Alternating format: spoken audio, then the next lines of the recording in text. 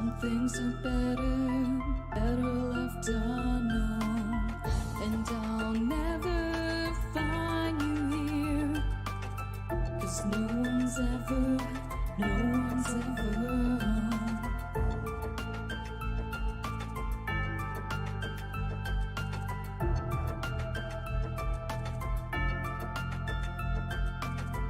Oh, what a widow, a peaceful spider. When the glass is clean, she's a sneaky hider. Hide the lies and the alibis. Oh, what a sinner, is it in her?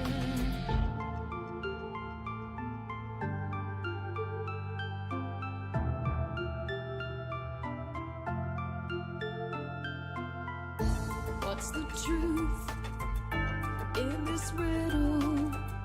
Is love really just this simple?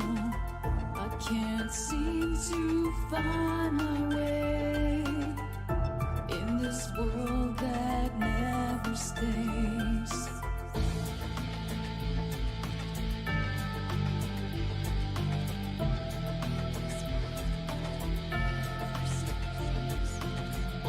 What a widow, a peaceful spider. When the glass is clean, she's a sneaky hider. Hide the lies and the alibis. What a sinner, is it in her?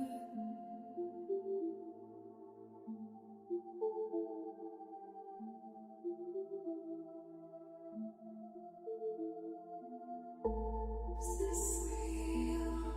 Just illusion? I'm lost in the wonderland of confusion.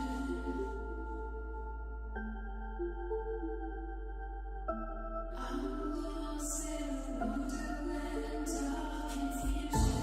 Is this real or just illusion? Manifestation or a dark delusion? Is this real or just illusion? I'm lost in a wonderland of confusion.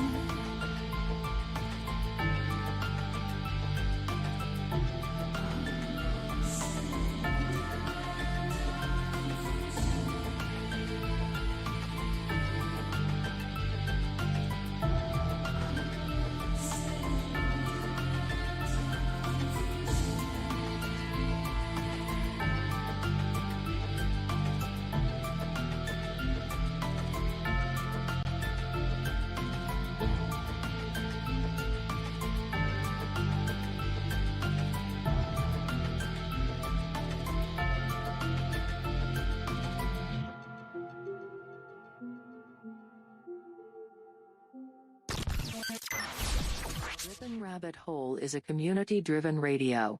At times the community comments may reveal prejudices and other beliefs that we or our sponsors do not condone. Views or opinions expressed by the community, callers, or guests, are those of the individual speaking and do not represent the views or opinions of this site. Ripon Common Sense content is intended for mature audiences only. Enjoy. Multiverse broadcasting system initiated.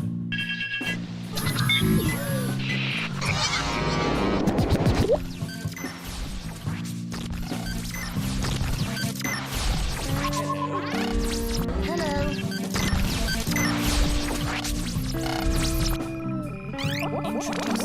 Lasers. Multiverse connection established. Lasers. Hello. Multiverse connection secure. This station is now the ultimate power in the universe. This is My Life DIY, and Hi, this is JoJo. Hi, my name is Oz. Hey everybody, it's AJ the Ripon Rabbit. This is Cynthia Sue Larson. This is your man Meta, aka Propagate This Light.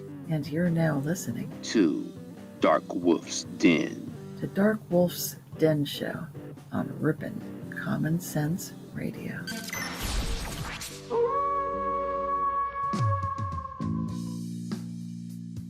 Are ghosts real?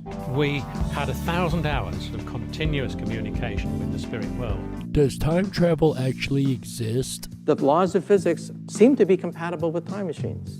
You know, sometimes I wonder about reincarnation. Don't you?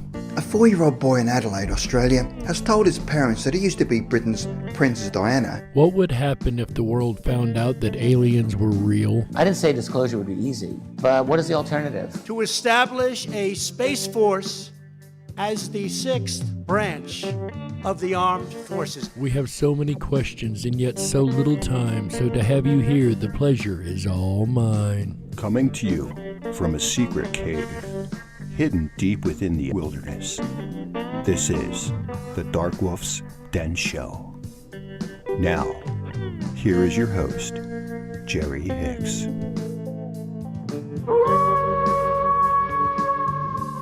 That's right, I am Jerry Hicks, also known as the Dark Wolf, and we are broadcasting live across the multiverse from a secret cave hidden deep within the wilderness of Tennessee. That's right.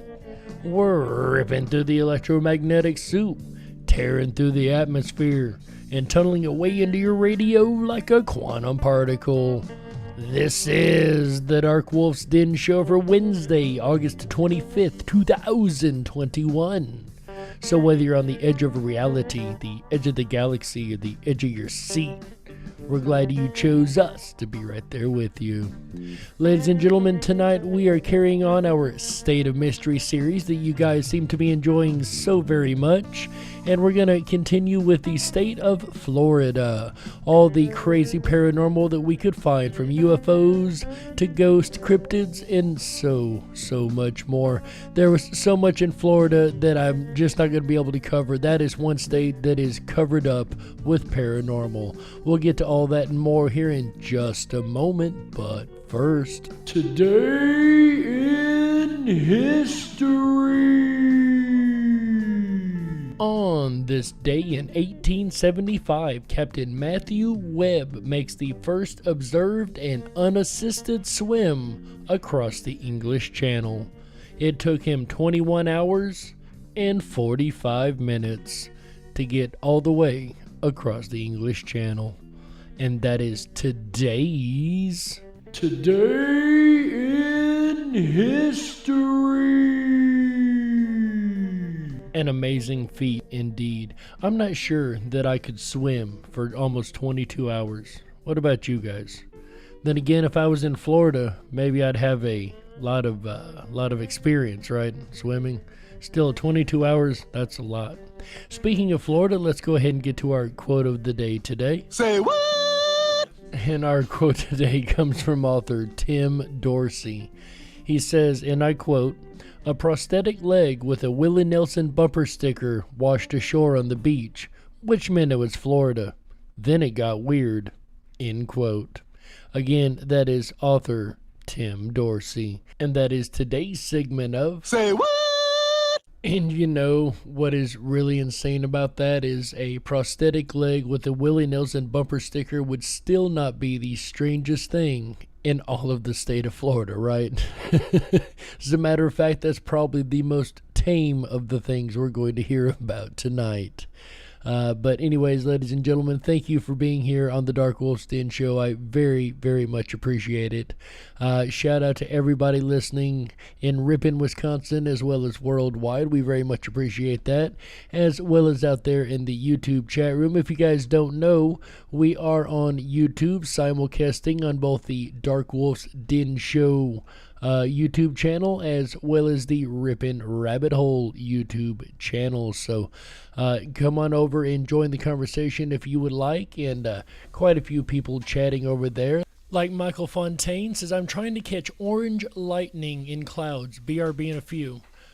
I do hope he's talking about possible real lightning with the camera and not a bird. Marcy Chan says, "Hey everybody." Hey Marcy. Who else we got here? Champion Sports Nation, welcome, as well as Alva Yarder.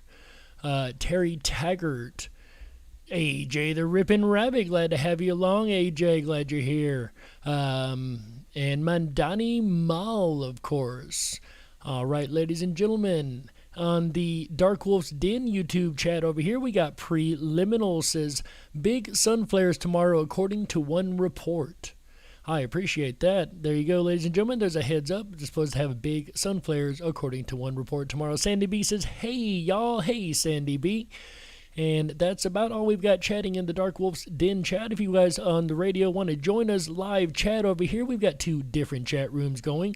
We have the Dark Wolf's Den show chat room, as well as AJ the Ripon Rabbit's Ribbon Rabbit Hole chat room over there. We are simulcasting on both channels, of course, and we really appreciate every last one of you guys being here. How's everybody been doing? I know I have had a very, very short week myself, and I'm very glad to be back on for the extended Weekends in Radio, right, guys? Anyway, it's great to see everybody over here tonight.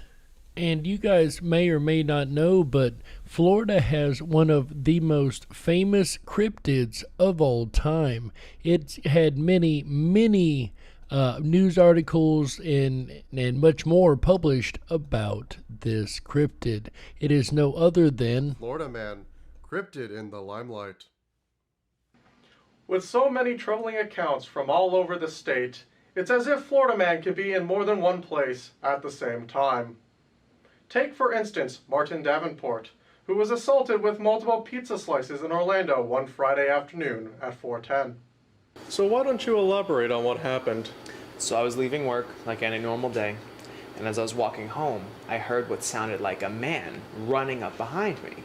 So I looked over my shoulder, and I see this guy with a box of pizza screaming things at me like, "This is cold now, and I can't eat cold, za." And it's not like you work at a pizzeria of any kind. No, not at all. That's the craziest thing. All I could do in this situation was run and hope he ran out of slices of pizza. The guy did have some crazy aim, though. Actually, I have a bruise on my back in the shape of a slice of pizza. Do you want to see it? No. That same day, 10 minutes later in Miami, Maria Boca de Raton witnessed Florida Man acting suspicious outside her home. 911, what's your emergency? Hello, I think there's someone selling drugs outside of my good Christian apartment. All right, what's your address, ma'am? It's 69th Street. Wait, I think he's trading those drugs for...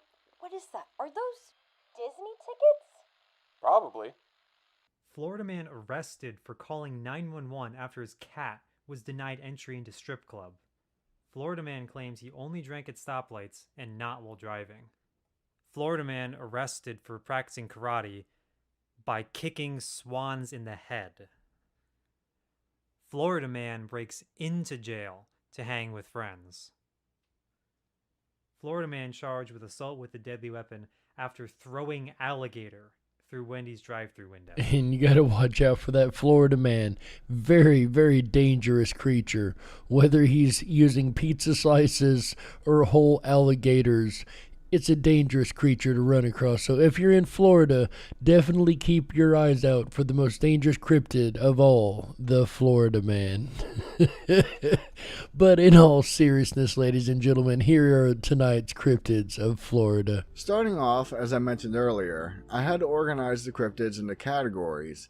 And while I normally see a lot of Bigfoot sightings, I was shocked to see that Florida has way more lake monster cryptids than anything else.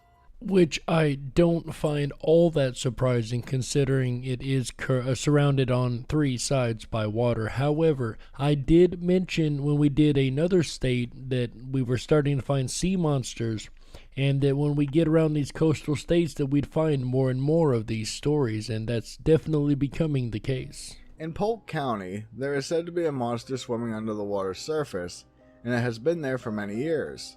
This creature is simply known as the Lake Clinch Monster, or Serpent.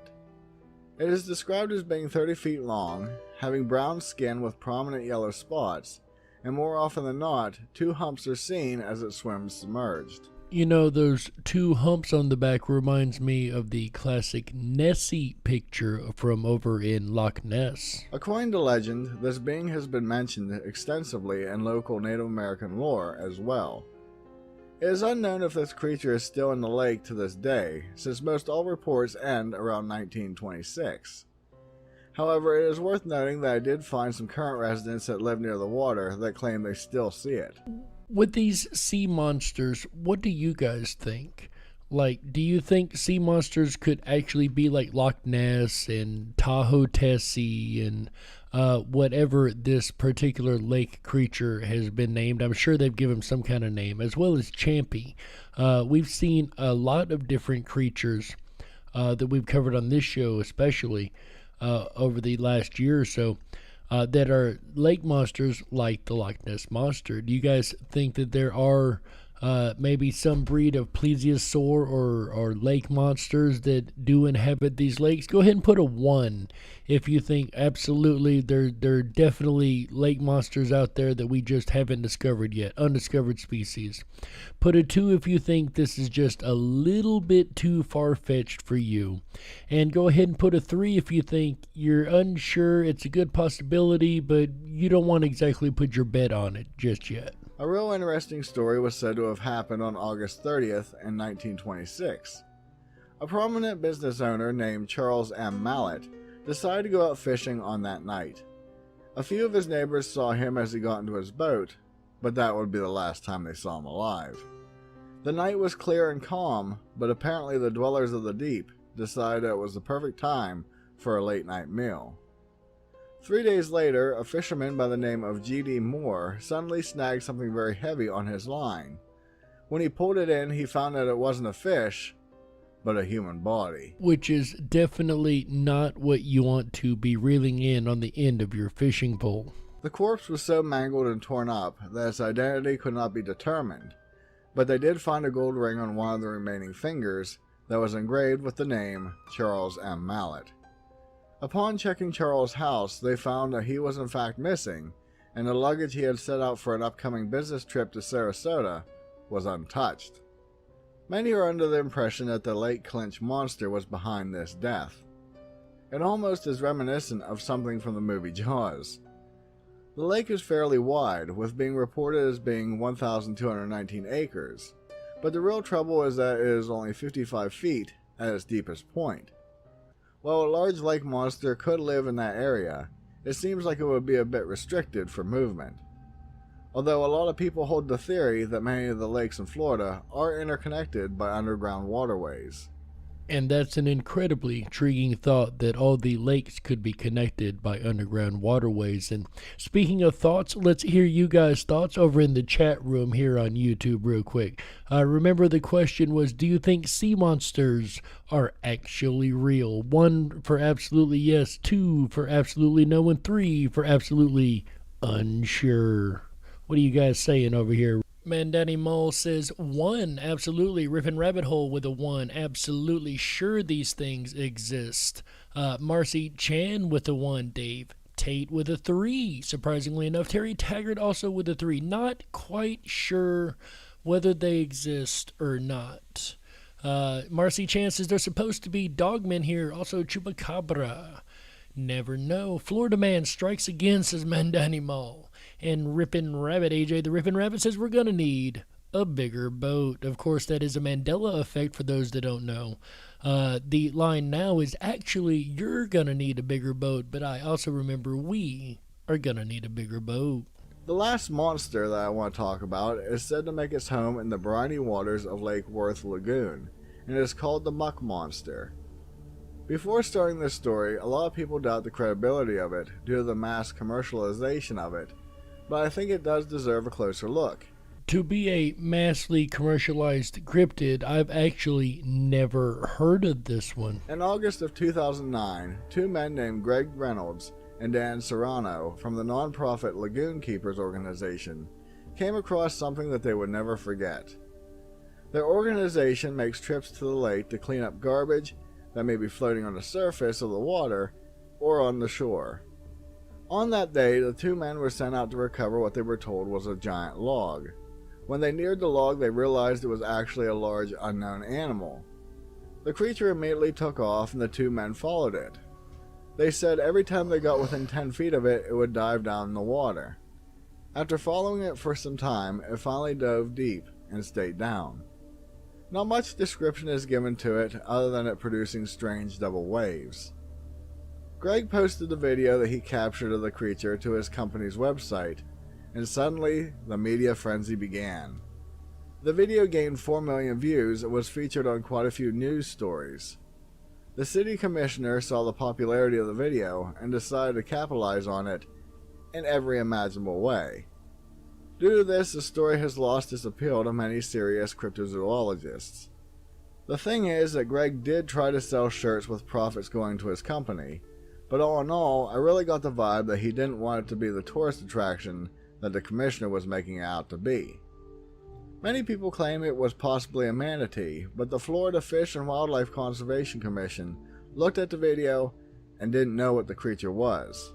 Ooh, that one sounds a little shady with him trying to make money off of it, but even though, yeah, the mayor and the media did do their best to destroy this, we know when the media gets involved, it's going to turn to garbage anyway. It always does with the mainstream media. But I'm curious on this one, guys. Do you think we should throw this one out because of the mass commercialization behind it and the fact that it's a big money maker? Or do you think we should count it as a legit cryptid? Go ahead and let me know in the chat room over there in the YouTubes, in Dark Wolf's Den and Ripon Rabbit Hole YouTubes. Let me know. One, if you think we should throw this one out. We're done. This is one we should just not count. Two, if you think, yeah, we should keep this one. It's legit story, even though they tried to make money off of it. That doesn't really change things. Or three, if you really don't know about this one, you're not quite sure if it should be thrown out or not. I mean, yeah, they made money off of it, but was it wrong? Go ahead and put a 3 in the chat room if that's where you stand. So moving on from the water, I wanted to talk about a creature known as the Moss Man that is not only found in Florida, but also Louisiana. So keep this one in mind. This will probably come up here again in a couple months. However, it is called Pierre Malfait in that state. Originally, when I saw this creature, I thought it was going to be another Bigfoot. But how wrong I was. This being walks bipedally, stands between 7 and 8 feet tall, weighs around 400 pounds, has shining amber eyes, and is covered from head to toe in moss and foliage. It is unknown if this cryptid actually grows the moss on its body, or if it just uses it for camouflage. Kind of reminds me of the Swamp Thing, right? You guys remember that? Man, I just dated myself, didn't I? You guys remember the Swamp Thing? But real quick, let's go back to the chat room over here and find out what you guys think about that last question. Remember, do you think that last cryptid should be counted, even though it seemed to be more of a money-making scheme? 1 for no, absolutely not, it should not. 2 for yes, it definitely should. And 3 for not really sure either way. Let's see what you guys are saying over here. We got Terry Taggart with a 3, says not really sure. Still staying very much on the fence. I like that. Got AJ the Ripon Rabbit with the 2. Mandani Mall says hello, or Marcy says hello, Mandani Mall. Hello, Mandani Mall. Jojo says sorry I'm late. I was late on the phone with my brother. Over here in the Dark Wolf's Den Show chat. Sandy B with a 3. Not quite sure. I'm not quite sure either, guys. I'm really not. And on that first question, Marcy Chan with a 3. Again, unsure.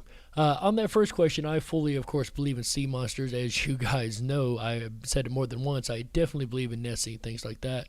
And on this question here, I am so torn. Like, I get it. That it was a sea creature that the guy seen and the mayor took over and was the one that tried to money make off of it.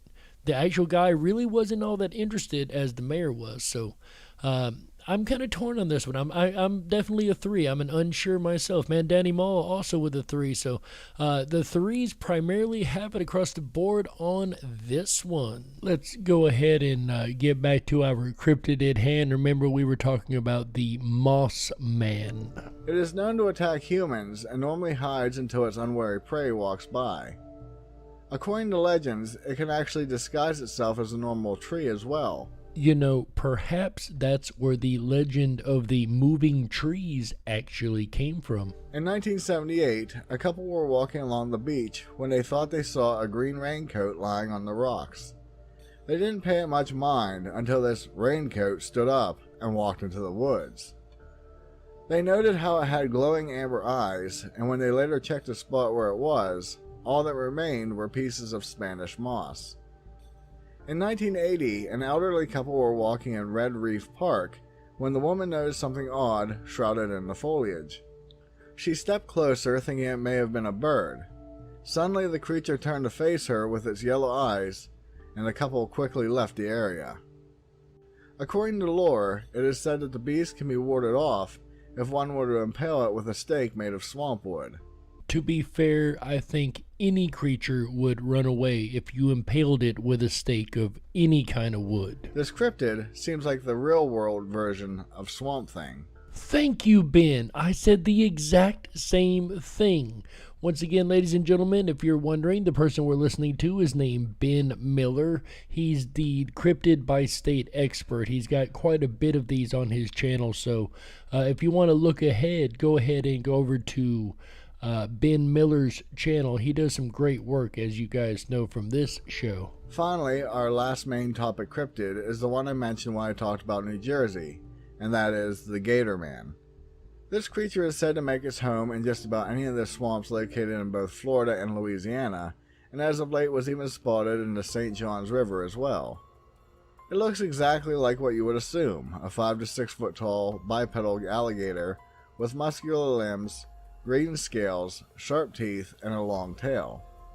It is said that reports of this being date back to the 1700s, but it didn't really start to make the news until 1840. It is said that there are more than one of these gator men, and that they travel in what many call tribes. They apparently have their own language with grunts and growls, and have been known to use primitive tools. I'm not sure how all this is known, but we'll just go with it for the moment. I don't know about you guys, but to me, alligator men sound strikingly similar to the lizard or reptilian creatures. Just saying. In a recent sighting, a college student was visiting St. Johns River when he saw an alligator climb up on the beach on all fours and then stand up and walk into the forest. In one unsettling story, a couple were out sailing when they suddenly saw a gator man looking at them through one of the portholes of their vessel. These cryptids have been known to attack humans, but I couldn't find any of those reports, although it probably would be hard to discern a gator man attack from a regular alligator one. Also, the common saying of dead men tell no tales fits here as well. Although I must mention, much like the New Jersey gator, very little is actually known about this being. According to some sources, the whole idea of gator men in Florida at least, is largely unknown by many locals. And of course, Florida and alligators go hand in hand, we know that, but this is an interesting case file here. I've never heard of the alligator men of Florida, but once again, I also must point out it reminds me a lot of the reptilian creatures that we hear about quite often. So perhaps this is the Floridian version of the reptilians. I don't know. Definitely an insane case file, and there are so many more cryptids in Florida, like the skunk ape, I'm sure you guys have heard about, and many more. The problem is we have run out of time for this half. So, ladies and gentlemen, that's all the cryptids we're going to be able to cover for Florida. We'll be right back for the second half, where we're going to cover the UFOs and the ghosts in that state. Ladies and gentlemen, I'm Jerry Hicks, also known as the Dark Wolf. You're listening to the Dark Wolf's Den Show exclusively on Ripon, Common Sense Radio Network. And we'll be right back with the second half after these messages. Don't you touch that dial. That's right. We gotta stoke the fires and run off the men in black. Don't touch that dial. We'll be right back. Oh yeah, that howl means your weekend has officially begun. Hi everyone, it's AJ the Ripon Rabbit. Are you enjoying the Dark Wolf's Den radio show for State of Mystery of Florida? I know I am. If you are and you haven't done so already, please make sure to thumb up that video, hit that subscribe button, and ring that bell.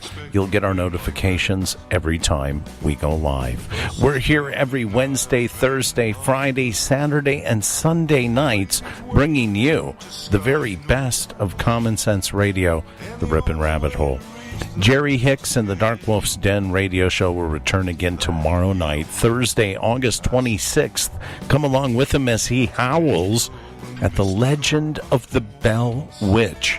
It starts at 7 p.m. Pacific, 10/9 Central, as all shows do. It's going to be a great evening of paranormal for you. Then I'll return Friday night, August 27th, with a look at pay in cookie dough.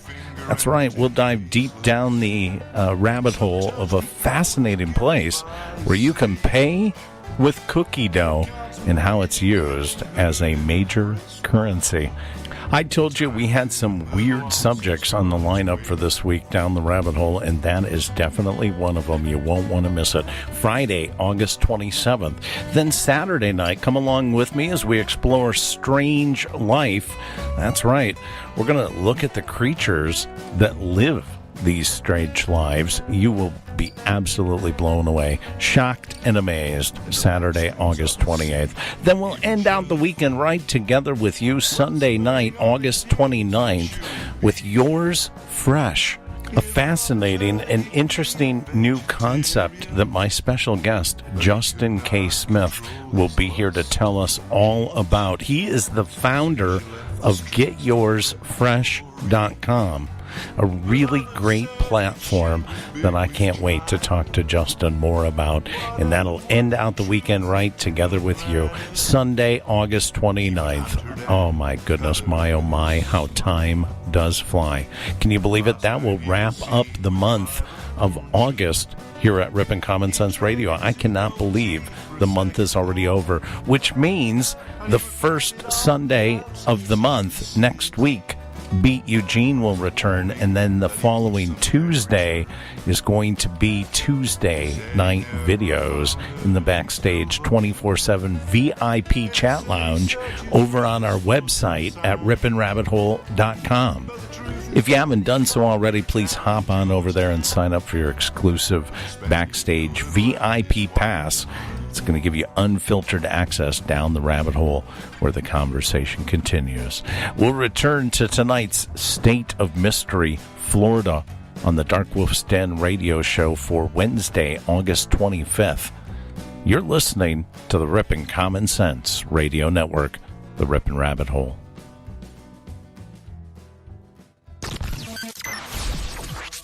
Reestablishing multiverse connection.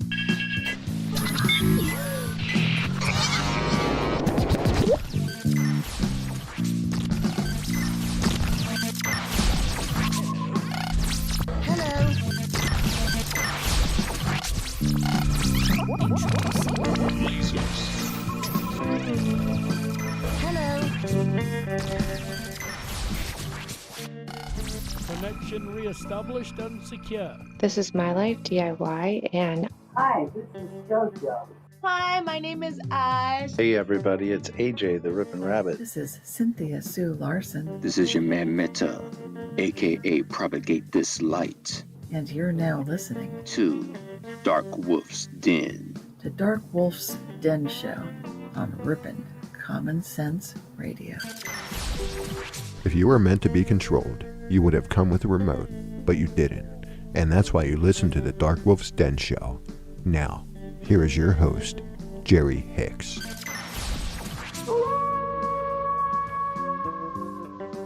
That's right, I am Jerry Hicks, also known as the Dark Wolf, and welcome back to the second half of the Dark Wolf's Den Show for Wednesday, August 25th, 2021. So whether you're on the edge of reality, the edge of the galaxy, or the edge of your seat, we're glad you chose us to be right there with you. Ladies and gentlemen, if you're just joining us tonight, we have covered the cryptids of the state of Florida so far in the State of Mystery series. We've covered everything from Florida Man to the sea monsters, a swamp thing creature, as well as the alligator man that is reminiscent of the lizard reptilian aliens. And speaking of aliens, Florida has its fair share, of course, of UFOs, being a very much a hot spot of UFO activity. But we're going to cover a story tonight that is I don't normally, as you guys know, cover really famous and popular stories. I leave that to those other shows. There's plenty of shows out there. However, I would be remiss if I did not actually include this particular case file in this episode. So, ladies and gentlemen, I present to you the Gulf Breeze UFO case file. The Gulf Breeze case. Widely considered now to be a hoax, the Gulf Breeze case remains one of the most famous and intriguing UFO cases of the 20th century. This is actually the first time that I've heard that has been deemed a hoax. I actually studied this case quite a bit, and I fully believe that it is a real case, but let's listen to the evidence and let you guys decide. Gulf Breeze is a small town in northwest Florida, just south of Pensacola. At the time of the alleged incident, it had a population of just under 6,000 residents, much like it does today. On the 11th of November 1987, building contractor Ed Walters was working late. His attention was distracted by an unknown light source which seemed to be coming from his yard.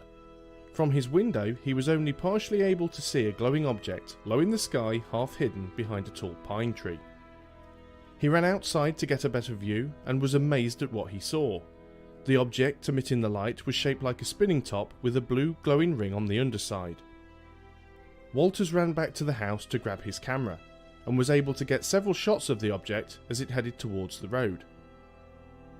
By now, the object was hovering just above his head. Walters then claims that a beam of blue light struck him and started to lift him from the ground.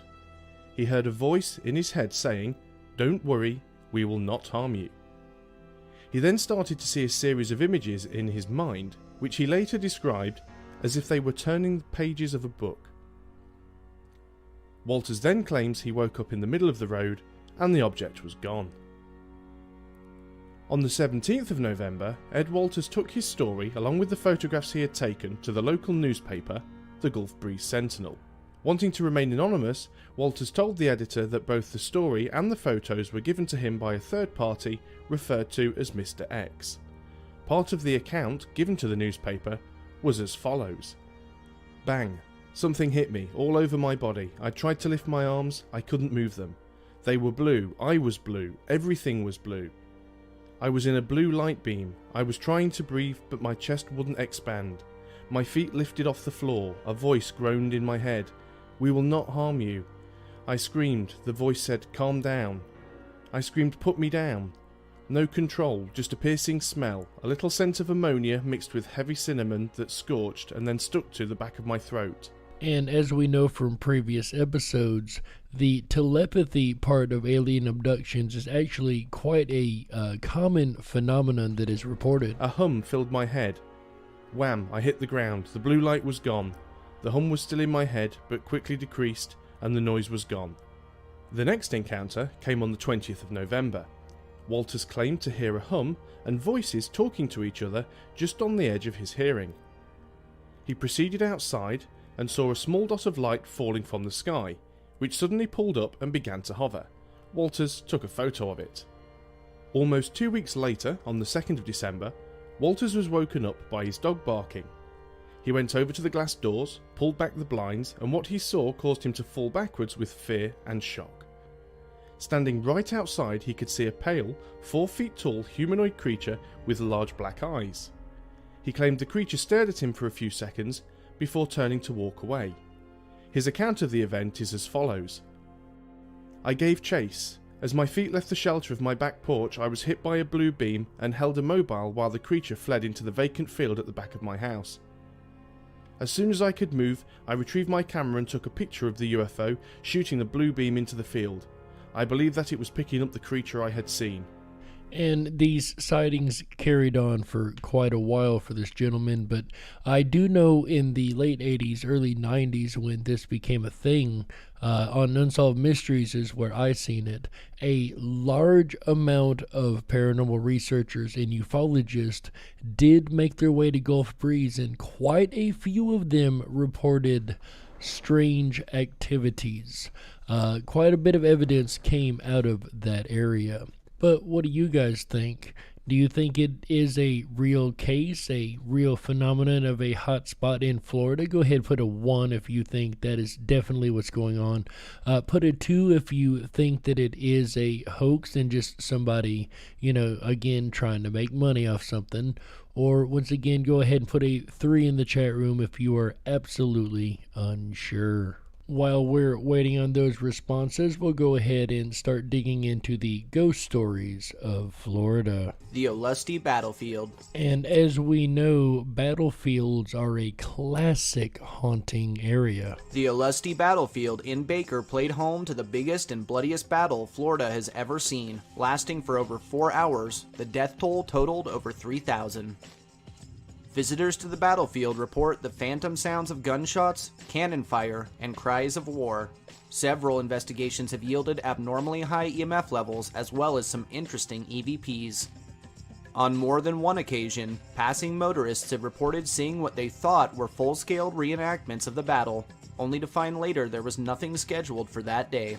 And I have had the exact same type of reports from Fort Donelson battlefield, of people seeing and hearing battles going on, reenactments, if you will, that should not be there.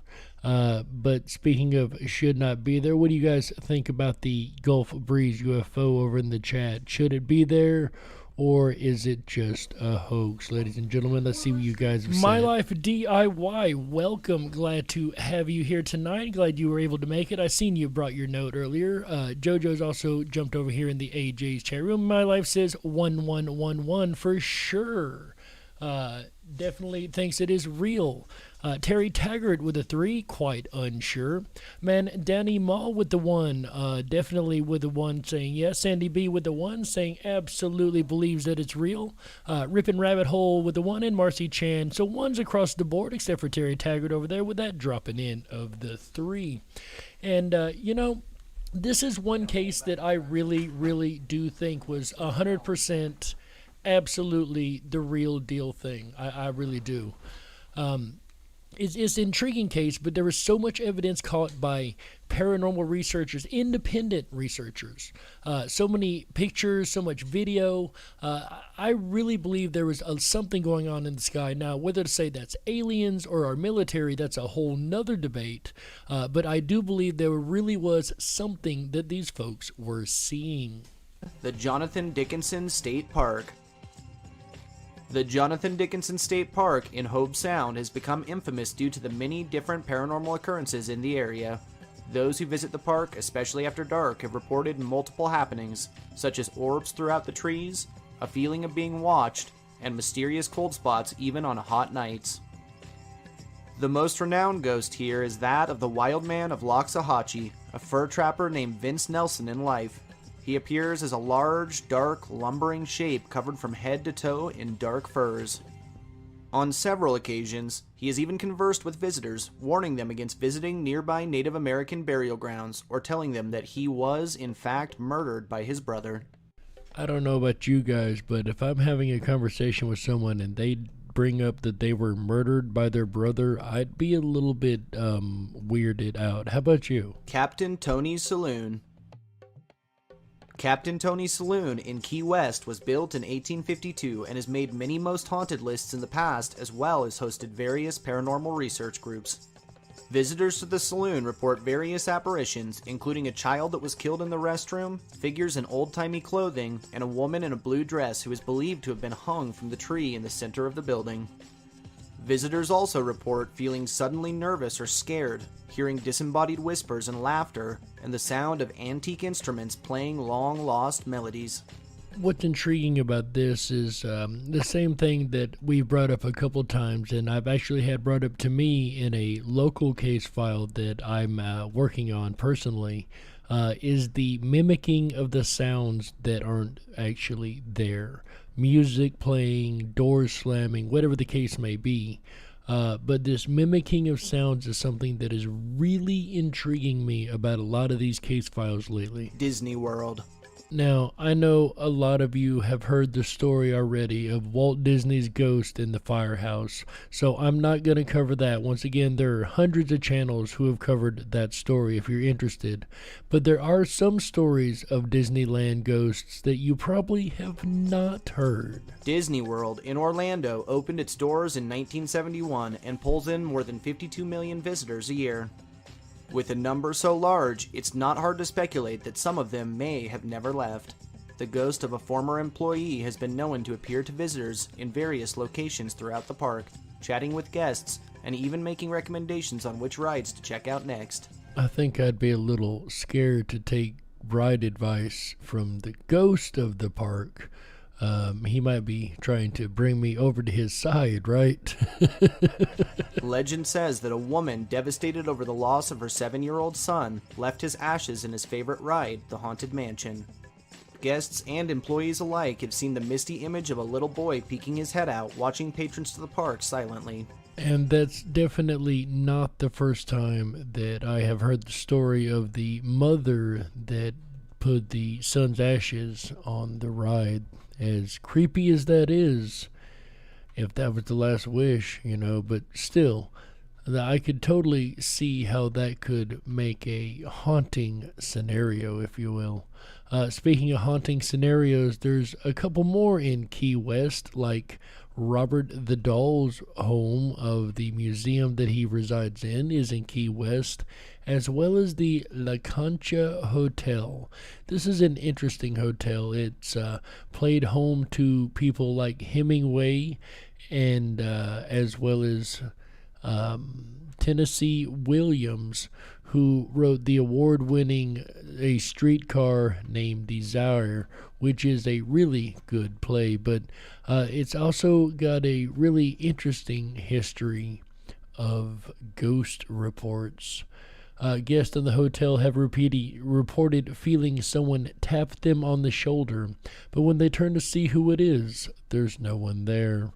Another interesting story is about the bellman who fell off the elevator. That's an interesting one indeed. It was a New Year's Eve party after the restoration of the hotel, and the bellman who had called the elevator, and when the doors opened and the bell sounded, he backed into the elevator, pulling his cart with him. Unfortunately, the elevator had malfunctioned and the car stopped at a floor above him, which means he stepped into an empty elevator shaft and fell to his death. His spirit seems to be most active on the 5th floor and, to no surprise, around the elevator. Many guests have reported hearing his scream followed by a deafening crash, while others have seen the young man in the elevator, perhaps trying to complete his task. This 7-story hotel has also been the scene of many suicides, as some 13 people have leaped to their death off the rooftop observation deck. Some of these spirits may also remain. A lawyer who leapt to his death in 1992 after being accused of embezzlement can still be seen pacing back and forth, contemplating. One gentleman who took the leap in 2006 reportedly downed a glass of Chardonnay before doing so. Since then, patrons have reported that their glasses of Chardonnay were sometimes suddenly jerked from their hands by some unseen force. Could the spirit of a former employee be trapped within these walls for eternity?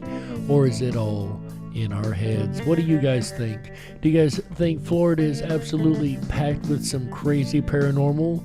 Do you think that it definitely is a state of mystery? Or perhaps we're barking up the wrong tree? In the end, ladies and gentlemen, all you can do is take a look at the evidence, apply a little common sense, and you be the judge. We got to close it out. That's right, that's it for this episode of the Dark Wolf's Den Show for Wednesday, August 25th, 2021. So whether you're on the edge of reality, the edge of the galaxy, or the edge of your seat, we're glad you chose us to be right there with you. Ladies and gentlemen, the shit of the den may be closing, but don't you worry. The weekend fun has only just begun. That's right. Come back tomorrow, Thursday, August 26th, 2021, 7 p.m. Pacific, 10/9 Central, as we cover the Bell Witch. That's right. This is a legend that I grew up with here in Tennessee. It is actually taught in the schools in Tennessee, or at least it was when I was going to school. It's a very, very well-known local legend, and a legend that I cannot wait to share with you guys tomorrow, Thursday, August 26th, 2021, 7 p.m. Pacific, 10/9 Central on the Dark Wolf's Den Show, exclusively here on Ripon Common Sense Radio Network. Then on Friday, August 27th, 2021, 7 p.m. Pacific, 10/9 Central, AJ the Ripon Rabbit returns with an all-new episode of the Ripon Rabbit Hole Live Show. That's right. On Friday, he's going to be talking about paying in cookie dough. Now, I got to admit, this sounds kind of fun to me. Paying in literal cookie dough pieces, that you can make your own currency literally. I've got to find out where this is, and we will find out where this is on Friday, August 27th, 2021, 7 p.m. Pacific, 10/9 Central, once again on AJ the Ripon Rabbit's Ripon Rabbit Hole Live Show. Then on Saturday, August 28th, 2021, 7 p.m. Pacific, 10/9 Central, AJ comes back to the airwaves with another episode of that Ripon Rabbit Hole Live Show once again with Strange Life. There's strange life all throughout this planet. It makes you wonder what kind of strange life exists everywhere in the universe, right? And I know I've seen a lot of strange life around this society lately, but that's a whole nother story. Anyway, AJ will be talking about all that and more on Saturday, August 27th, 28th, 2021, 7 p.m. Pacific, 10/9 Central, right here on Ripon Common Sense Radio, the Ripon Rabbit Hole. Then on Sunday, August 28th, 2021, 29th, 2021, see, I can't even get my days straight. 7 p.m. Pacific, 10/9 Central, AJ the Ripon Rabbit introduces and has along with him special guest Justin Smith to talk about yours fresh living, fresh eating, fresh foods, and fresh life. All things that are good for you, and there are a lot of tips and tricks that I'm sure we're going to find out about on how to live much, much more fresh of a lifestyle. That's going to be on Sunday with Justin Smith on the Ripon Rabbit Hole Live Show, 7 p.m. Pacific, 10/9 Central, exclusively on Ripon, once again, Common Sense Radio, the Ripon Rabbit Hole. Speaking of the Ripon Rabbit Hole, make sure you hop on over to the Ripon Rabbit Hole and sign up for our Backstage Pass. That's right, that's going to get you access to everything else on the site. Full of fun over there, that, by the way. When you sign up for this email or sign up for this Backstage Pass, your email address will receive one email a week with all of the Dark Wolf's dens and all of the Ripon Rabbit Holes that will be covered all weekend long. But that's not the only perk. That's just the first perk when you sign up for the RiponRabbitHole.com. Like the 24/7 Backstage Lounge, where next Tuesday, Mr. Champion Sports Nation will be hosting the TNV or Tuesday Night Videos, the first of the month, every month. Don't forget about BEG next week also, guys, the first of the month. And while you're on the RiponRabbitHole.com, also make sure you drop down the rabbit hole. That is our exclusive social media section over there. If you have information you'd like to share that you don't want to be censored, go on over and drop it down the rabbit hole. That's right, ladies and gentlemen. As for me, I've got to get out of here. My name is Jerry Hicks, also known as the Dark Wolf. And on behalf of AJ the Ripon Rabbit, Chick Mandela Effect, Michael Musco, Walt House, everybody involved at Ripon Common Sense Radio, as well as Tom Bayless and Red Shed Studios. Get it, Tom? If you're looking for a custom soundtrack for your next project, make sure you check out Red Shed Studios. Tell them Dark Wolf sent you. Ladies and gentlemen, on behalf of all these folks, my name is Jerry Hicks, and remember, until next time, stay awake, but dare to dream. Good night, everybody. How? Yeah. That's right.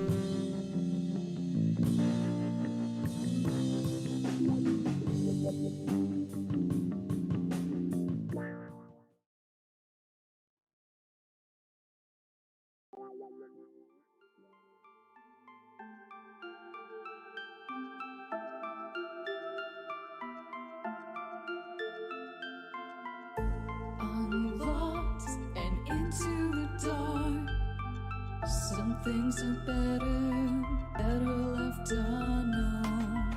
And I'll never find you here, 'cause no one's ever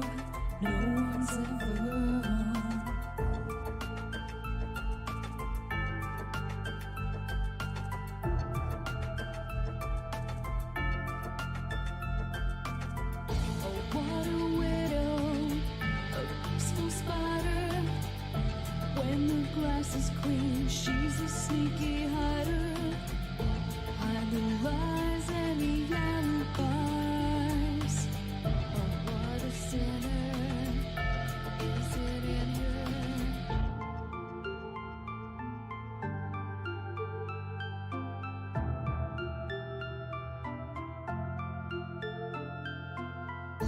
What's the truth in this riddle? Is love really just this simple? I can't seem to find my way in this world that never stays.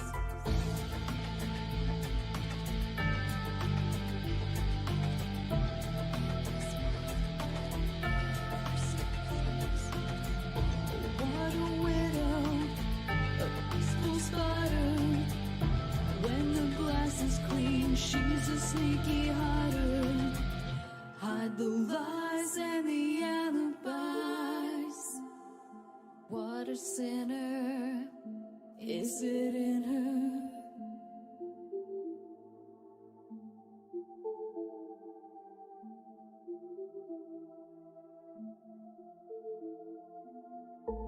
Is this real?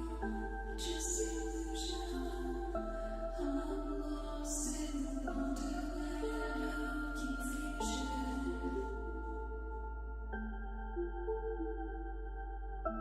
I'm lost in the wonderland of confusion. Is this real or just illusion?